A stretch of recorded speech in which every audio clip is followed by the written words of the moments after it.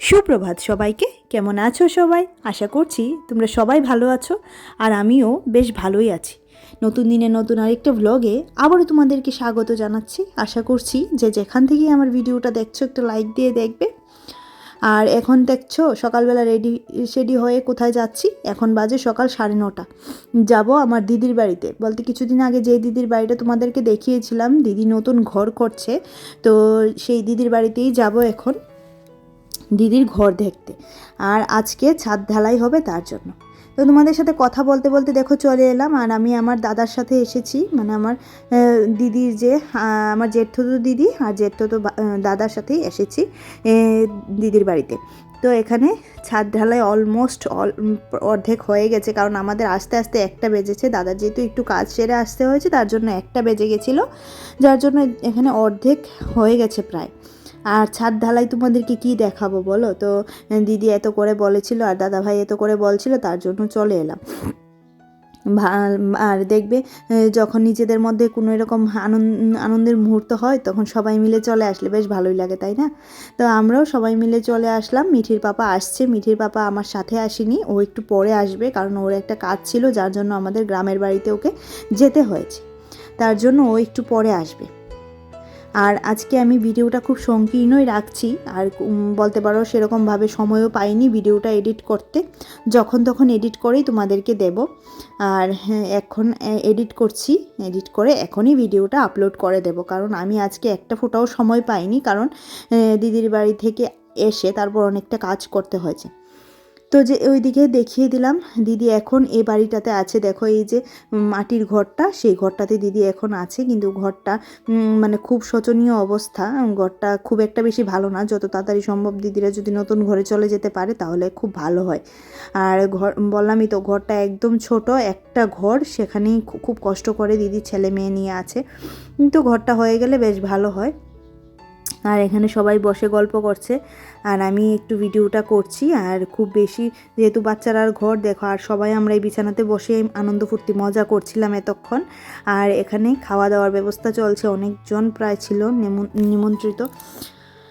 তো এখন মিঠির পাপা আসার পর ওকে বললাম ছাদে যাও, গিয়ে একটু দেখাও কিভাবে ছাদ ঢালাইটা হচ্ছে, একটু দেখাও।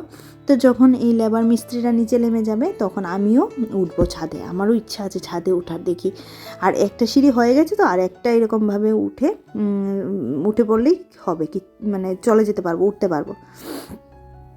এই দেখো হাফেরও বেশি হয়ে গেছে, আর অল্পখানা বাকি আছে। এটা হয়ে গেলেই আজকের মতো ছাদ ঢালাই শেষ। তো এই তো। আর ছাদটা দেখবে, মানে ছাদটা হওয়াটা অনেকটা মানে তাড়াতাড়ি হয়ে গেলে বেশ নিচের ওয়ালটাও তাড়াতাড়ি উঠে যাবে, বাস আর বেশি দিন তো লাগবে না। দিদির বাড়ির পেছনে নদী আছে, সেটা তোমাদেরকে বলেছিলাম। ওই যে পেছনে দেখতে পাচ্ছ নদী।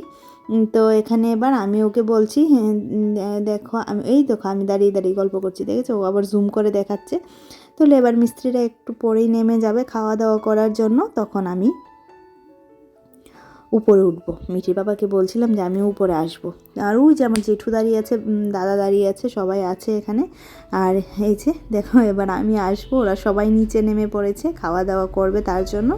এবার আমি উপরে উঠবো, দেখি উঠতে পারি কি না। প্রথম সিঁড়িটা তো পেরিয়ে যাব, কিন্তু দ্বিতীয় সিঁড়িটা আমার একটু কনফিউশন আছে যে আমি উঠতে পারবো কি না। তো দেখো প্রথম সিঁড়িটা তো হয়ে গেছে, আর এই দেখো দ্বিতীয়টা উঠতে এখন আমার শঙ্খ ঘন্টা বাজবে, কারণ এরকমভাবে আমি কখনোই উঠিনি, ফার্স্ট টাইম জীবনে এরকমভাবে মানে ওই যে এরকম কাঠ বাঁধানো দিয়ে উঠতে হয়েছে। তো ভালোই লাগলো। আর দেখো এখানে এবার উঠে দেখছি, সবটাই দেখছি। আর মিঠির বাবা এখানে আছে, তো সবাই সবটা দেখছে। আর এই দেখো ছাদের এই অবস্থায় আছে। ছাদটা আশা করি আজকের মধ্যে শুকিয়ে যাবে, কালকে সকালে উঠতে পারবো, আর সেটাও তোমাদের সাথে শেয়ার করব। তো এখানে ছাদ ঢালাই দেখে এবার আমরা চলে এলাম খেতে। আর ওই যে আমার মেয়ে বসেছে ওইখানে। আর দেখো ওই যে এই যে আমার জেঠিমণি আমার সাথে বসেছেন, আর আছে এদিকে এই দেখো আমার দিদি আর ওর মেয়ে। ওরাও মানে আমরা একসাথেই বসে খাওয়া দাওয়া করে নেব, তাহলেই হয়ে যায়। খাওয়া দাওয়াটা করার পর দেখি কি করি।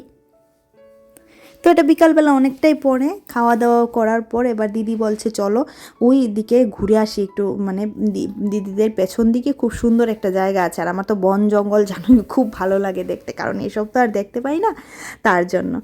তো এদিকে বেরিয়ে পড়লাম, জেঠিমনি আমি আর দিদি আছে পেছনে।